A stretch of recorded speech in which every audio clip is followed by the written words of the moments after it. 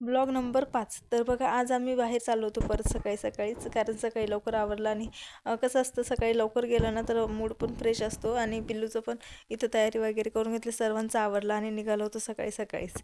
आणि सकाळी तर सकाळच्या उन्हामध्ये चालायला खूप मजा येते. आणि मी तर पहिले सांगितलेलं होतं की पिल्लूला मी घेणार नाही आज, कारण की मी साडी घातलेली होती. साडी म्हणजे मला स्वतःलाच आवरणं मुश्किल होऊन जातं. त्यामुळे तिचे पप्पा म्हटले, तू घाल साडी, मी आहे पिल्लूला सांभाळायला. आणि माझं पिल्लू बघा, माझं कुकरू, म्हणजे आम्ही बसमध्ये बसलो आणि लगेच त्याला झोप आली आणि लगेच माझ्या मांडीवरती झोपायला गेलं. सकाळी घरातनं लवकर निघलो होतो, त्याच्यामुळे नाश्ता वगैरे काही केला नव्हता. तर इथं बस नाश्ता तासासाठी थांबली होती आणि आम्ही नाश्ता करत होतो.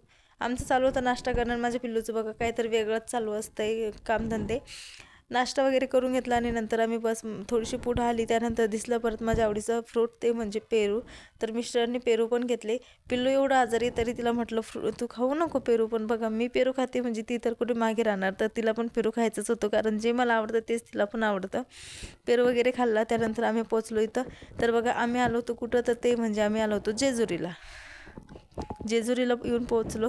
बस स्टॉपपासून गडाच्या पायथ्याशी जायला भरपूर वेळ लागला होता आम्हाला, कारण आम्ही पायी चालत होतो. थोडंसं बोर पण झालं होतं बसमध्ये येऊन, त्याच्यामुळे.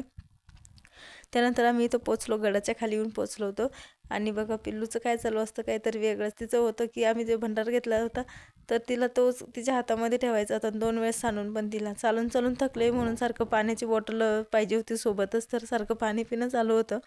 तिच्या पप्पाने मला उचलून घेतल्यावर बघा, आता पुढे काय, तर बरोबर याला म्हणतात, मम्मीला उचललं म्हणजे मला नाही उचलणार का, म्हणून तिला पण उचलून घ्यायला लावलं. आणि बघा, इथं त्यांचे चालू होते खेळणे बघणं.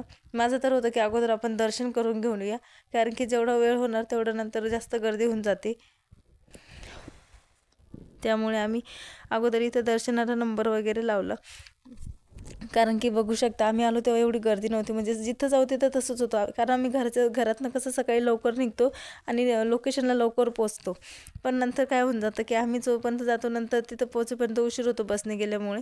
आणि नंतर खूप जास्त गर्दी व्हायला लागते. पिल्लूचं तर इथून तिथून पायीच चालू होतं. फक्त जेव्हा मला तिच्या पप्पाने उचलले, तेव्हा तिने उचलून घ्यायला लावलं. नंतर बाकी सर्व गड स्वतः चढत होते. आणि बापरे, दर्शन वगैरे घेऊन झालो, बाहेर आलो.